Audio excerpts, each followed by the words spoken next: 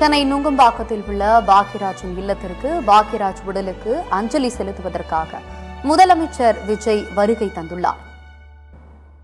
பாக்யராஜின் உடலுக்கு அஞ்சலி செலுத்துவதற்காக முதலமைச்சர் விஜய் வருகை தந்துள்ளார்.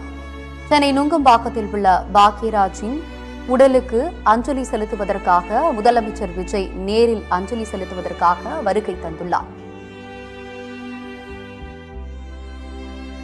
பாக்யராஜ் உடலுக்கு அஞ்சலி செலுத்துவதற்காக முதலமைச்சர் விஜய் சென்னை நுங்கம்பாக்கத்தில் உள்ள அவரது வீட்டிற்கு வருகை தந்துள்ளார். சொல்லி சினிமா தந்த கச்சிதமான ஒரு இயக்குனர்னே சொல்லலாம் பாக்யராஜ். இன்று மாரடைப்பு காரணமாக அவர்